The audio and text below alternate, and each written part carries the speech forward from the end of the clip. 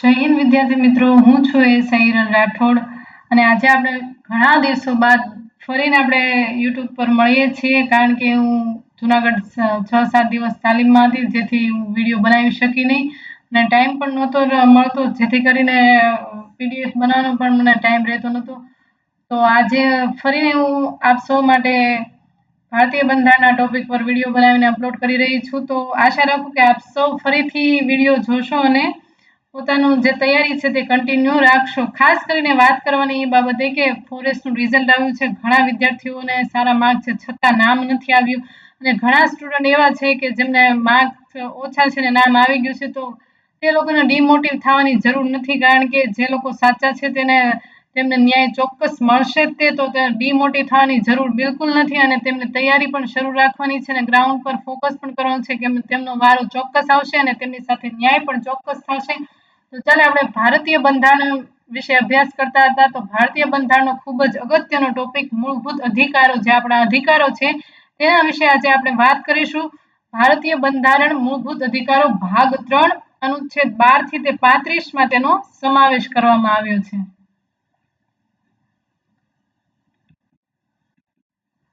તો મૂળભૂત અધિકારો એટલે શું? મૂળભૂત અધિકારો કોને કહેવામાં આવે? એવા અધિકાર કે જે વ્યક્તિના જીવન અને તેના સંપૂર્ણ વિકાસ માટે મૂળભૂત અને અનિવાર્ય હોય.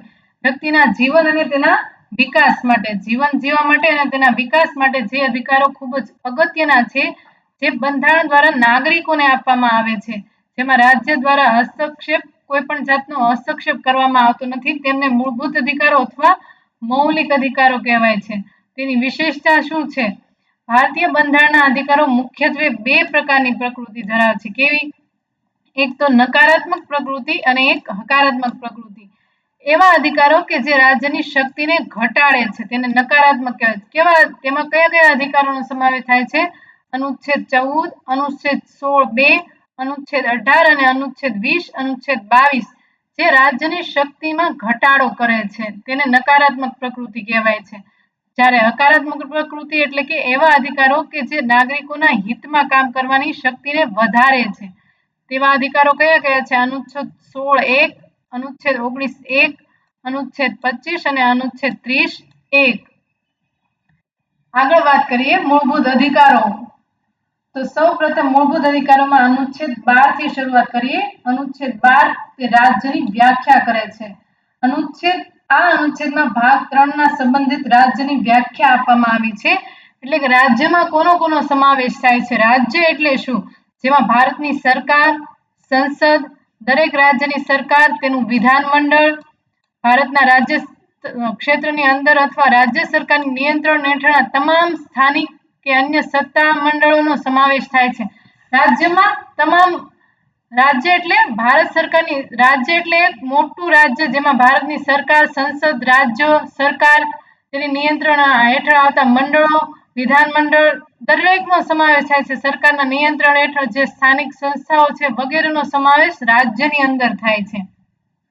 અનુચ્છેદ 13 મૂળભૂત અધિકારો સાથે અસંગત હોય તેવા કે તેમાં ઘટાડો કરતા કાયદા. જે મૂળભૂત અધિકારો સાથે અસંગત હોય એટલે સુસંગત ન હોય, તેમાં ઘટાડો કરતા હોય કે વધારો કરતા હોય તેવા કાયદા. બંધારણ અમલમાં આવ્યા પછી ભાગ 3 થી જે આપવામાં આવેલા અધિકારો નાબૂદ કરતા હોય કે ઘટાડો કરતો હોય તેવો કોઈ પણ કાયદો રાજ્ય કરી શકશે નહીં, અને જો રાજ્ય આવો કાયદો ઘડશે તો તે શૂન્ય એટલે કે રદબાતલ ગણાશે.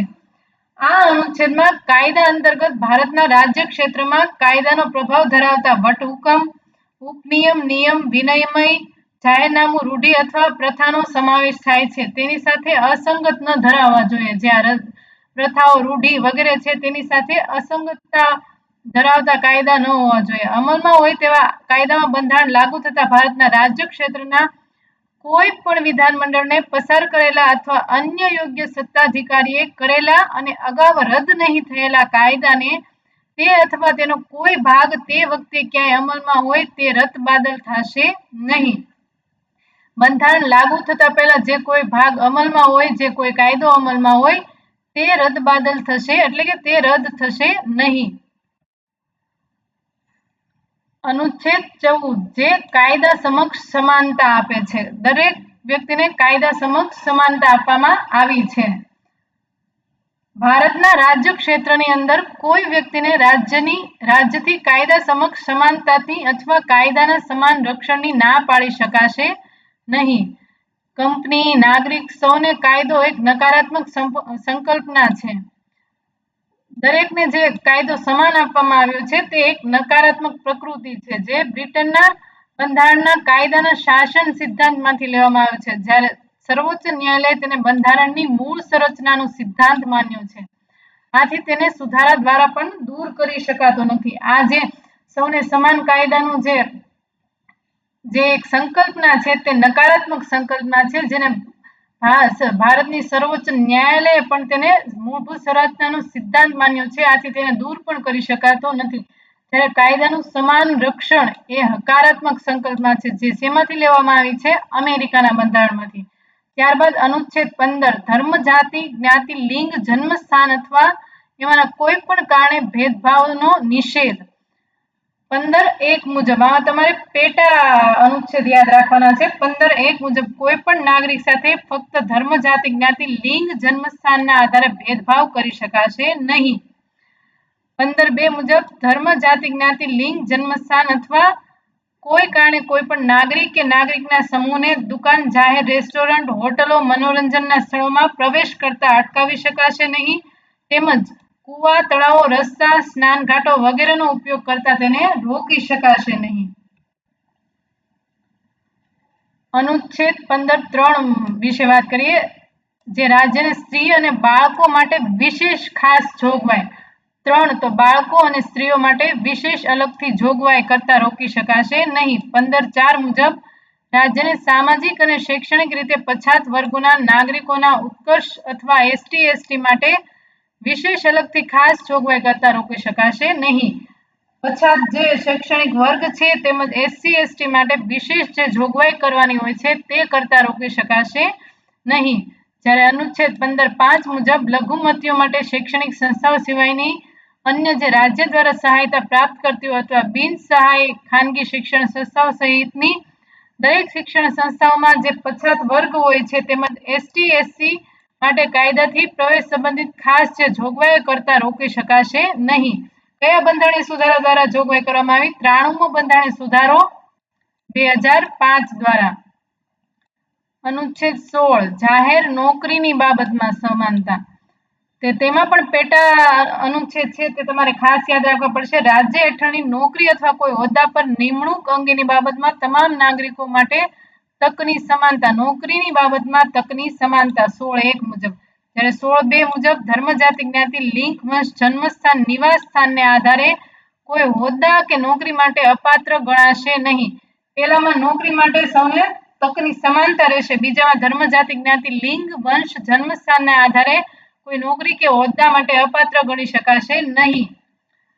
16(3) મુજબ કોઈ રાજ્ય અથવા કેન્દ્ર શાસિત પ્રદેશની સરકાર હેઠળ નોકરી, હોદ્દો, નિમણૂક પહેલા રાજ્ય અથવા કેન્દ્ર શાસિત પ્રદેશ અંદર નિવાસ કરવાનું આવશ્યક હોવાનું ઠરાવતો કાયદો સંસદને રોકી શકશે નહીં.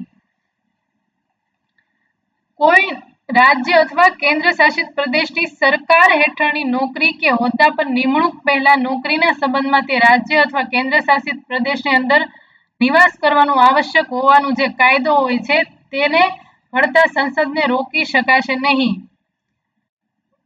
ત્યારબાદ 16(4) મુજબ રાજ્યના અભિપ્રાય પ્રમાણે રાજ્ય હેઠળની નોકરીઓમાં જેમને પૂરતું પ્રતિનિધિત્વ મળ્યું ન હોય એવા પછાત વર્ગના નાગરિકોના લાભમાં નિમણૂક અથવા જગ્યાઓ અનામત રાખવાની જોગવાઈ કરવા રાજ્યને બાદ કરવામાં આવશે નહીં. એટલે જે વ્યક્તિને નોકરીમાં કોઈ વ્યક્તિને અપૂરતું પ્રતિનિધિત્વ મળ્યું અથવા મળ્યું ન હોય તો તેની માટે જે લાભ અથવા અનામતની જે જોગવાઈ કરવાની હોય છે રાજ્યને, તેને રોકવામાં આવશે નહીં. 16(5) મુજબ રાજ્યને કોઈ ધાર્મિક અથવા સાંપ્રદાયિક સંસ્થાના કામકાજ સંબંધમાં હોદ્દો ધરાવનાર તેવી સંસ્થાના સંચાલક મંડળના કોઈ સભ્ય અમુક ધર્મ અથવા સંપ્રદાયનો હોવો જોઈએ એવી જોગવાઈ કરતા રોકી શકાશે નહીં. એટલે જે વ્યક્તિ કોઈ હોદ્દો ધરાવે છે અથવા હોદ્દો ધરાવવા માટે તેને આ સંપ્રદાય કે આ ધર્મનો હોવો જોઈએ તેવી કોઈ જોગવાઈ કરી શકાશે નહીં. 16(6) મુજબ રાજ્યને આ અનુચ્છેદ સિવાયના અન્ય આર્થિક રૂપથી નબળા વર્ગના નાગરિકોના લાભમાં કુલ બેઠકોના વધુમાં વધુ 10% નિમણૂકો અથવા જગ્યાઓ અનામત રાખવાની જોગવાઈ કરતા અટકાવી શકાશે નહીં. જે આર્થિક પછાત વર્ગ માટે જે અનામત આપવામાં આવ્યું છે 103મો બંધારણ સુધારો 2019, તો તેને 10% અનામત આપવા માટે તેવી જોગવાઈ છે તેને રોકી શકાશે નહીં. આગળ વાત કરીએ કે 10% આર્થિક અનામત કોને મળશે? તો જે પરિવારની કુલ વાર્ષિક આવક 8 લાખ કરતા ઓછી હોય, 5 એકર કરતા ઓછી જમીન હોય, 1000 ચોરસ ફૂટ કરતા નાનો પ્લોટ અથવા મકાન હોય, નગરપાલિકા વિસ્તારમાં 16 યાર્ડ કરતા રહેણાંક પ્લોટ હોય અથવા બિન નગરપાલિકા ક્ષેત્રમાં 200 યાર્ડ કરતા નાનો રહેણાંક, એક તો 8 લાખ રૂપિયા કરતા ઓછી આવક હોય, 5 એકર કરતા ઓછી જમીન હોય, 1000 ચોરસ ફૂટ કરતા નાનો પ્લોટ અથવા મકાન હોય, નગરપાલિકા વિસ્તારમાં 100 યાર્ડ કરતા ઓછો નાનો હોય અને બિન નગરપાલિકા ક્ષેત્રમાં 200 યાર્ડ કરતા નાનો રહેણાંક પ્લોટ હોય, તો તેને 10% આર્થિક અનામત મળવા પાત્ર છે. અનુચ્છેદ 17 અસ્પૃશ્યતા નાબૂદી. અસ્પૃશ્યતા એ ભારતીય સમાજનું કલંક છે. બંધારણે અસ્પૃશ્યતા નાબૂદ કરી છે. બંધારણમાં ક્યાંય અસ્પૃશ્યતા શબ્દની વ્યાખ્યા આપવામાં આવી નથી. જે વ્યક્તિ અસ્પૃશ્યતાનો ગુનો કરે છે અથવા આચરણ કરે છે તો તે સજાપાત્ર ગુનો બને છે. સર્વોચ્ચ ન્યાયાલયના આદેશ મુજબ અસ્પૃશ્ય દ્વારા કોઈ વ્યક્તિના અધિકારોનું હનન ન થાય તે અંગેની જવાબદારી કોની છે? રાજ્યની રહેશે. આગળ વાત કરીએ અનુચ્છેદ 18 ઇલકાબો અથવા ઉપાધિઓની નાબૂદી. તો આમાં પણ 3 પેટા અનુચ્છેદ છે. 18(1) મુજબ લશ્કરી અથવા શૈક્ષણિક સિવાય કોઈ પણ સમાજ બાબતમાં રાજ્ય ખિતાબ એનાયત કરી શકશે નહીં. લશ્કરી અને શૈક્ષણિક સિવાય કોઈ પણ જગ્યાએ ખિતાબ આપી શકાશે નહીં. 18(2) મુજબ અન્ય દેશ પાસેથી રાષ્ટ્રપતિની સંમતિ વિના કોઈ ઇલકાબ સ્વીકારી શકાશે નહીં. અને 18(3) મુજબ ભારતનો નાગરિક ન હોય તેવી કોઈ પણ વ્યક્તિ રાજ્ય હેઠળનો કોઈ લાભનો અથવા વિશ્વાસનો હોદ્દો ધરાવતો હોય તો તે પણ રાષ્ટ્રપતિની સંમતિ વિના કોઈ ખિતાબ સ્વીકારી શકાશે નહીં. એક તો લશ્કરી અને શૈક્ષણિક સિવાય ક્યાંય ખિતાબ આપી શકાશે નહીં. ત્યારબાદ રાષ્ટ્રપતિની સંમતિ સિવાય કોઈ ખિતાબ સ્વીકારી શકાશે નહીં. અને ભારતનો નાગરિક ન હોય પરંતુ રાજ્ય હેઠળ કોઈ લાભનો હોદ્દો કે વિશ્વાસનો હોદ્દો ધરાવતો હોય તે પણ રાષ્ટ્રપતિની સંમતિ વિના કોઈ વિદેશ રાજ્ય પાસેથી ખિતાબ સ્વીકારી શકશે નહીં. અનુચ્છેદ 19 વાણી સ્વતંત્રતાનો અધિકાર. જેમાં કેટલા પ્રકારની સ્વતંત્રતા આપવામાં આવી છે? 6. એક વાણી અને સૌથી પહેલા બોલવાની. બોલવી તો શું થાય? શાંતિપૂર્વક ભેગા થવાનું. પછી શું રચાય? સંઘો અને સહકારી મંડળીઓ રચાય. સહકારી મંડળીઓ ક્યાંથી રચવાની? સહકારી મંડળની જોગવાઈ કયા બંધારણીય સુધારાથી કરી? 97મો બંધારણીય સુધારો 2011. પછી સંઘો રચીને ગમે ત્યાં હરીફરી શકાય. હરવા ફરવા પછી હરવું હોય તો પછી ક્યાંક રહેવાની વ્યવસ્થા કરવી પડે એટલે રહેવાની સ્વતંત્રતા. અને રહેવાની સ્વતંત્રતા જ્યાં રહેવાનું થઈ જાય ત્યાં ધંધો રોજગાર વેપાર કરવાનો. આ રીતે તમારે યાદ રાખવાનું છે. સૌપ્રથમ બોલવાનું. બોલીએ તો શું થાય? ભેગા થાય એટલે શાંતિપૂર્વક ભેગા થવાની સ્વતંત્રતા. ભેગા થાય તો શું રચાય? સંગઠનો અથવા સંઘો રચાય. સંઘો રચાય પછી ક્યાં જવાનું? ફરવા જવાનું એટલે મુક્તપણે હરવા ફરવાની સ્વતંત્રતા. હરવા ફરવું હોય તો પછી ત્યાં રહેવાની વ્યવસ્થા કરવી પડે એટલે કોઈ પણ વિસ્તારમાં રહેવાની અને રહેવાની વ્યવસ્થા થઈ જાય તો ત્યાં ધંધો વ્યવસાય ગોતવો પડે એટલે ધંધો રોજગાર વેપાર કરવાની સ્વતંત્રતા. આગળ વાત કરીએ અનુચ્છેદ 20 ગુના માટે દોષિત ઠરાવવા અંગે રક્ષણ. આમાં પણ પેટા કલમો છે. કોઈ પણ વ્યક્તિને એક મુજબ કોઈ વ્યક્તિને કોઈ ગુના માટે ત્યાં સુધી ગુનેગાર ઠેરવી શકાય નહીં કે જ્યાં સુધી તે વખતે અમલમાં હોય તે કાયદાનો ભંગ ન કરાયો હોય. તે ગુનો કરતી વખતે તે અમલમાં હોય તે કાયદા અનુસાર કરી શકાતી હોય એનાથી વધુ શિક્ષા તેને કરી શકાશે નહીં. કોઈ પણ વ્યક્તિને ત્યાં સુધી ગુનેગાર ન ઠેરવી શકાય કે જ્યાં સુધી તે ગુનો કરતી વખતે તે વખતે જે કાયદો અમલમાં હોય તે કાયદાનો ભંગ ન કરાયો હોય ત્યાં સુધી તેને ગુનેગાર ન ઠેરવી શકાય. અને કાયદામાં અમલમાં હોય તેટલી જ શિક્ષા તેને કરી શકાય, તેનાથી વધુ શિક્ષા તેને કરી શકાશે નહીં. ત્યારબાદ 20(2) મુજબ એક જ ગુના માટે કોઈ વ્યક્તિને એકવાર શિક્ષા કરી શકાય, તેનાથી વધુ વાર શિક્ષા કરી શકાશે નહીં. ત્યારબાદ 20(3) મુજબ જેના પર ગુનાનો આરોપ મૂકવામાં આવ્યો છે તે વ્યક્તિને જ પોતાની વિરુદ્ધ સાક્ષી બનવા માટે ફરજ પાડી શકાશે નહીં. અનુચ્છેદ 21 જીવન જીવવાનું અને શરીર સ્વાતંત્ર્યનું રક્ષણ. તો આ અનુચ્છેદ 21 મુજબ કાયદા દ્વારા જે નક્કી કરવામાં આવ્યું છે તે મુજબ કોઈ વ્યક્તિની સ્વતંત્રતા કે તેનું જીવન છીનવી શકાશે નહીં. એક કેસ મુજબ એક કેસ ગોપાલન વિરુદ્ધ મદ્રાસ રાજ્ય 1950 જેમાં સર્વોચ્ચ ન્યાયાલયે જણાવ્યું કે અનુચ્છેદ 21 માત્ર મનમાની પ્રક્રિયાઓ વિરુદ્ધ જ સુરક્ષા આપે છે, વિધાન મંડળીય પ્રક્રિયા વિરુદ્ધ નહીં. કારણ કે આપણે બ્રિટનનો વિધિ દ્વારા સ્થાપિત પ્રક્રિયાનો સિદ્ધાંત સ્વીકાર્યો છે, ન કે યુએસએ નો વિધિનો વિધિવત પ્રક્રિયાનો સિદ્ધાંત.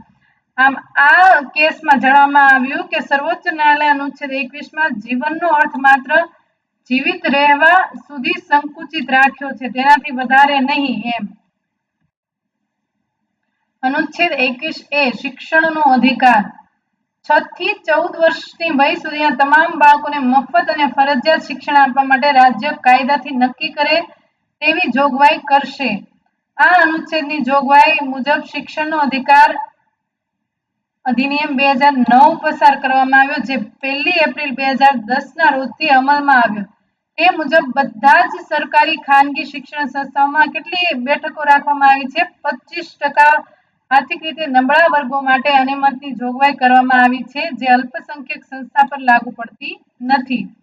અનુચ્છેદ 22 અમુક દાખલામાં ધરપકડ અને અટકાયત સામે રક્ષણ.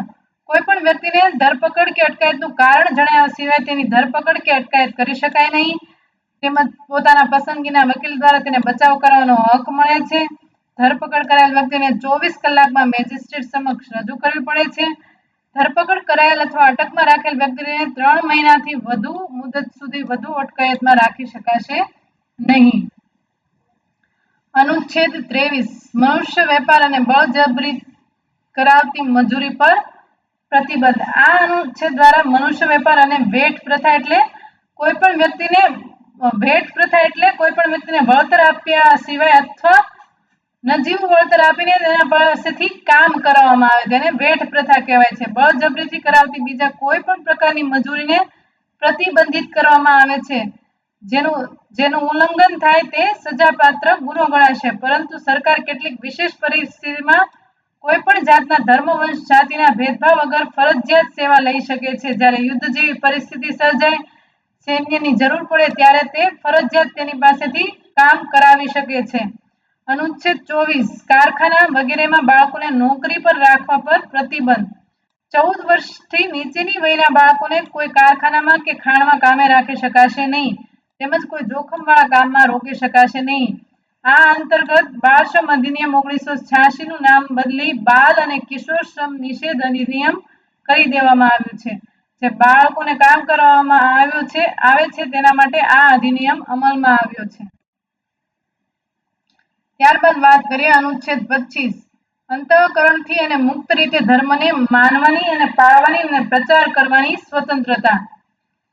આ અનુચ્છેદ મુજબ દરેક વ્યક્તિને પોતાનો મનપસંદ ધર્મ પાળવાની કે પ્રચાર કરવાની સ્વતંત્રતા આપવામાં આવી છે. 25(1) મુજબ કોઈ પણ વ્યવસ્થા, નીતિમત્તા અને સ્વાસ્થ્યને અડચણરૂપ ન થાય એ રીતે તમામ લોકોને અંતઃકરણની સ્વતંત્રતા અને મુક્ત રીતે ધર્મ માનવાની, પાળવાની અને તેનો પ્રચાર કરવાનો હક છે. એટલે કે કોઈના સ્વાસ્થ્યને નુકસાન ન થાય, અડચણરૂપ ન થાય તે રીતે. અનુચ્છેદ 25(2) મુજબ ધાર્મિક આચાર સાથે સંકળાયેલી આર્થિક, નાણાકીય, રાજકીય અથવા અન્ય ધર્મેતર પ્રવૃત્તિઓનું નિયમન કરવાની પણ સ્વતંત્રતા છે. ત્યારબાદ અનુચ્છેદ 26 ધાર્મિક બાબતોનો વહીવટ કરવાનું સ્વાતંત્ર્ય. આ અનુચ્છેદ મુજબ વ્યવસ્થા, નીતિમત્તા અને જાહેર સ્વાસ્થ્યને નુકસાન ન થાય તે રીતે દરેક ધાર્મિક સંપ્રદાયને ધાર્મિક અને સખાવતી સંસ્થાઓ સ્થાપવાનો, નિભાવવાનો, પોતાના ધાર્મિક બાબતમાં વહીવટ કરવાનો, સ્થાવર અને જંગમ મિલકતની માલિકી અને તેના સંપાદનનો, એવી મિલકતનો વહીવટ કરવાનો અધિકાર આ અનુચ્છેદ અંતર્ગત રહેશે. અનુચ્છેદ 27 કોઈ ખાસ ધર્મની અભિવૃદ્ધિ માટે ભરવાના કર અંગે સ્વતંત્રતા. તો આ અનુચ્છેદ મુજબ રાજ્ય કોઈ પણ વ્યક્તિને એવા કર આપવા માટે ફરજ પાડવામાં આવશે નહીં જેની જમા રાશિથી કોઈ વિશેષ ધર્મનું પોષણ થતું હોય. કોઈ રાશિ અથવા રકમથી જે ધર્મનું પોષણ થતું હોય તે રકમમાંથી કોઈને કર આપવા માટે રાજ્ય ફરજ પાડી શકશે નહીં. અનુચ્છેદ 28 અમુક શિક્ષણ સંસ્થાઓમાં ધાર્મિક શિક્ષણ અથવા ધાર્મિક ઉપાસના હાજરી અંગે સ્વાતંત્ર્ય.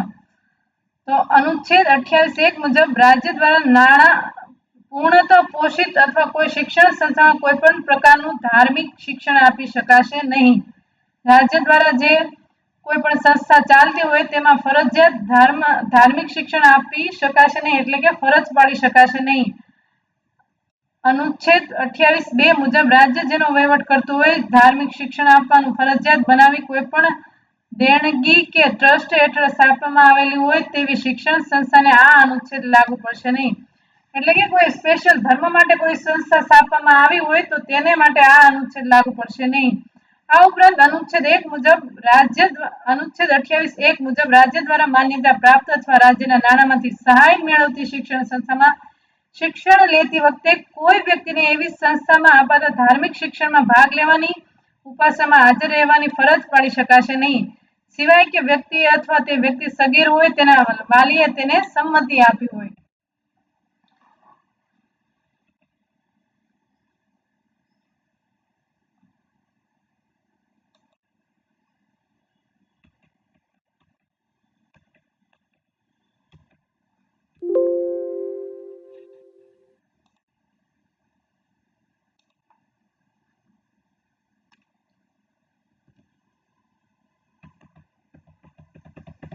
અનુચ્છેદ 28 બાદ આપણે અનુચ્છેદ 29 વિશે વાત કરશું.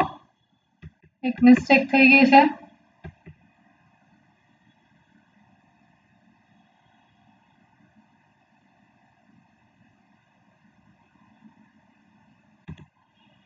અનુચ્છેદ 29 લઘુમતીઓના હિતોનું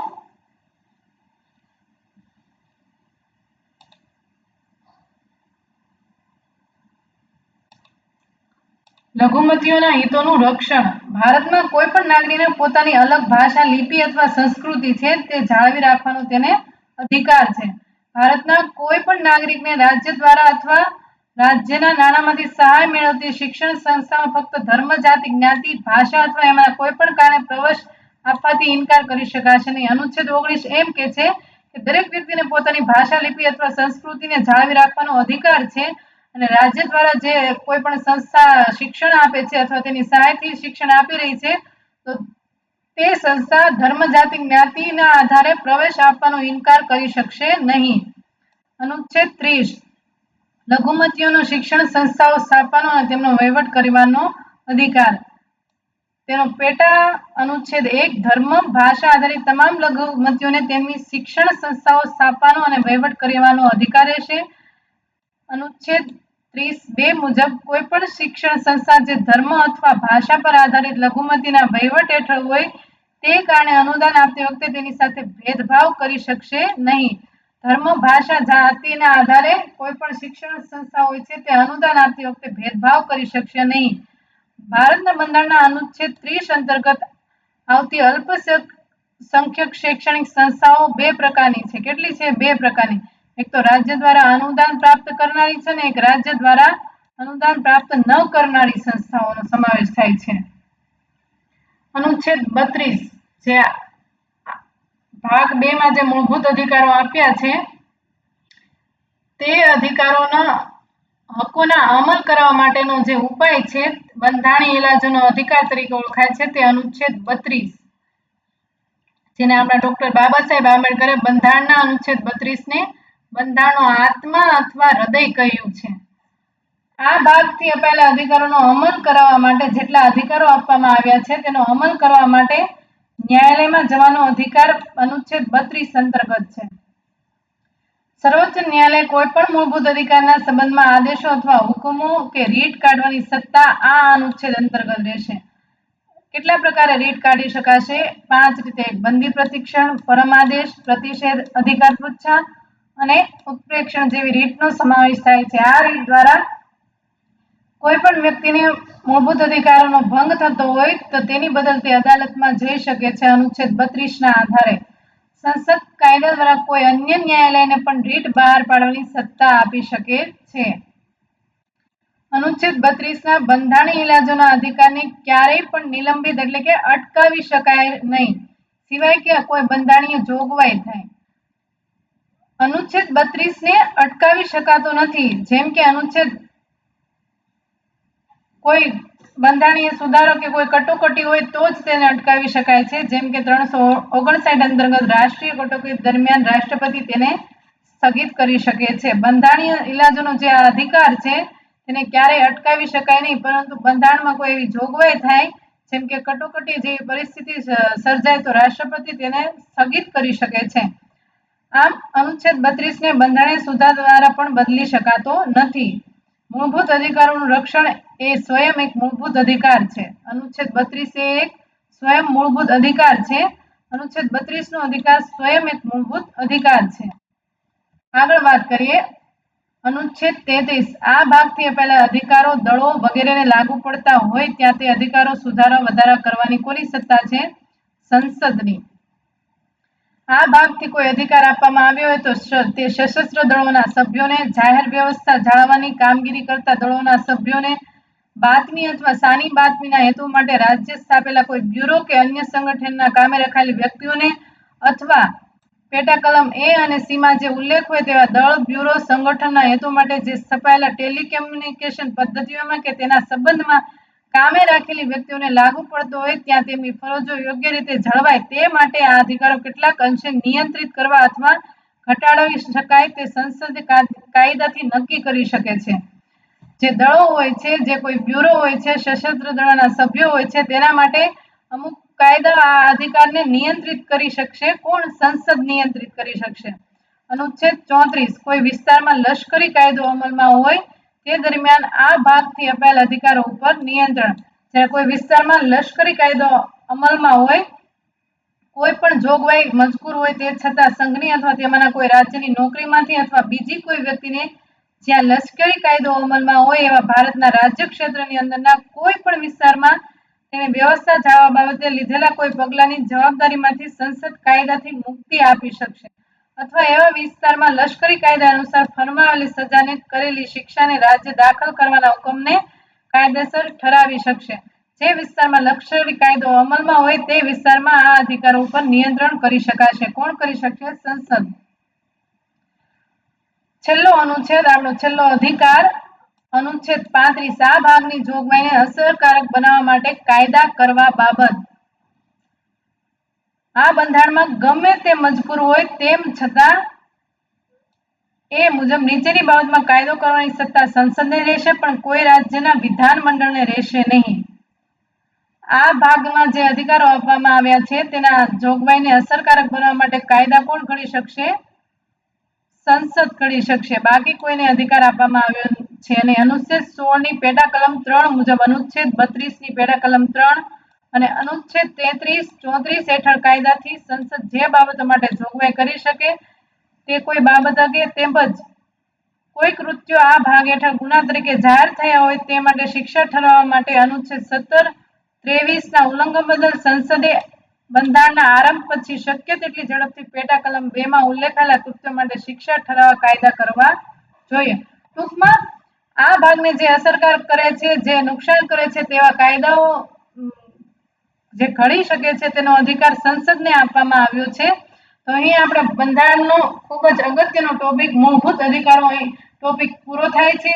એની સાથે જ આપણે રીટનો ટોપિક પણ આવે છે, પરંતુ તે વિડીયો હું આની સાથે જોઈન કરું તો ખૂબ જ લેન્ધી થઈ જાય અને તમને જોવામાં પણ ખૂબ જ બોરિંગ લાગે. એટલા માટે રીટનો વિડીયો આના પછી નેક્સ્ટ અપલોડ કરવામાં આવશે. તો તમે આશા રાખું કે તમે બધા મૂળભૂત અધિકારો એકવાર જોઈ લો, કારણ કે તમે ચોપડીમાં વાંચશો તો ખૂબ જ લેન્ધી લાગશે, પરંતુ એકવાર આમાં વિડીયો જોઈને પછી તમે રિવિઝન કરશો તો તમને ઇઝીલી યાદ રહી જશે.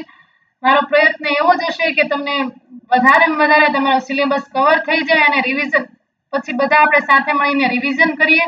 તો આશા રાખું કે તમે મારો વિડીયો જોશો અને તેને લાઈક, સબસ્ક્રાઇબ કરી અને શેર કરવાનું પણ ના ભૂલતા. મળીએ આપણે નેક્સ્ટ વિડીયોમાં. ત્યાં સુધી જય હિન્દ, જય ભારત.